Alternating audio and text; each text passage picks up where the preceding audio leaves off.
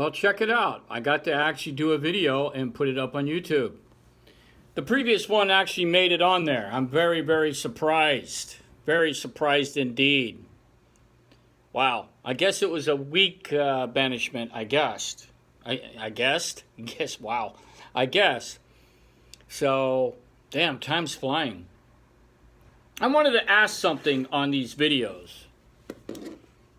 You know, since the pandemic has been going down, you know, nothing else to do around here other than play video games. Well, you have to remember, I'm retired. I'm a retired old man. I'm retired out of the military. I'm retired out of playing in a band. You can tell by the way I look. So, you know, you can't do any car shows because the pandemic. So what do? Play games, watch movies, and work out a little bit. I can't do my taekwondo because all the martial arts studios are closed. But this video is not about the pandemic. This is actually about the movies I've been watching lately. I've watched a lot of friggin' movies. So I decided after watching, you know, I'm not much of an action guy, but I decided to start watching some action films. Military-style action films. So I started seeing films like, shows like The Shooter and The Shootist and The Real Story Behind Bravo, you know, whatever, or, you know, some of these other friggin' weird friggin' titles. So when you click on it to get information, it'll say ex-Marine Corps sniper from Afghanistan is going on a rampage to avenge his dead family, or ex-Special Forces guy, or ex-Delta Force, or ex-Black Ops guy, or a CIA guy, you know, ex-Special Forces, you know, and you know, all the other stuff, you know, and a lot of then they show a lot of almost all Afghanistan, you know, Afghanistan, veteran from Afghanistan, another sniper from Afghanistan who makes incredible bullshit, long range, whatever friggin' shots fired bunch of crap, you know. Look at this. Hey, look at this. Isn't that pretty cool? Anyway, so I said, what the hell? I said, what the hell is wrong with Hollywood? You know, it's been in love with the idea of Navy SEALs and snipers for the last 20, 25 years. And the war on terrorism just made more of them. But very few films done about, well, the guy did a tour in Iraq, or he did 2 tours in Iraq. He was, you know, Delta Force guy or Army Ranger. You know, and we all know that the Iraq War is very, very unpopular. So a lot of people have a tendency, especially Hollywood, kind of stay away from the Iraq War because Afghanistan, quote unquote, is more of an honorable war. So I'm like, well, how come none of the characters that's involved is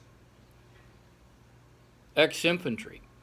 Well, the guy in Afghanistan, he was an infantryman who served 2 tours and then did a tour of Iraq. Or this ex-grunt over here, who is non-airborne qualified or whatever, did 2 tours in Afghanistan. You don't see any of that. You don't see none of that shit. Because it does not sell to the public.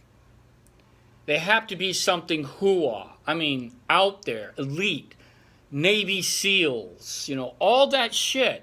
Well, you got to remember, ladies and gentlemen, boys and girls, Hollywood knows nothing about the military, especially in war. They don't know shit.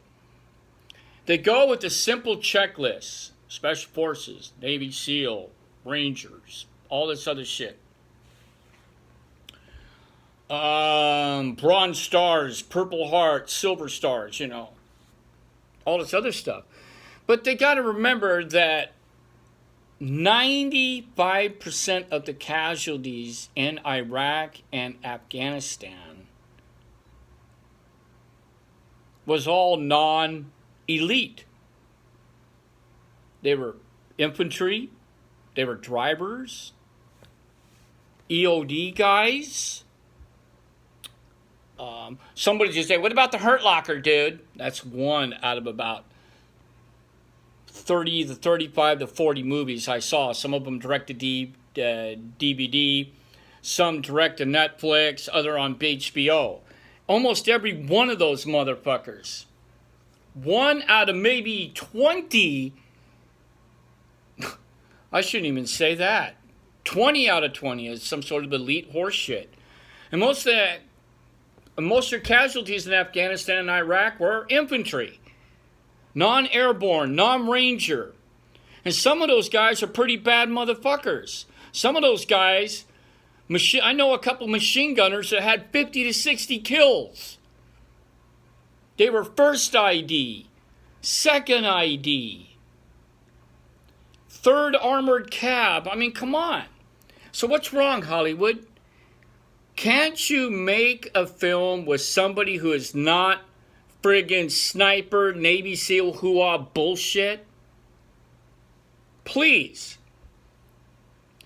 Without the infantry in these two countries doing the day-to-day grind out that gate, you wouldn't have all these so-called special missions with Delta Force, Rangers. You know, all these guys, they just do one tiny little mission.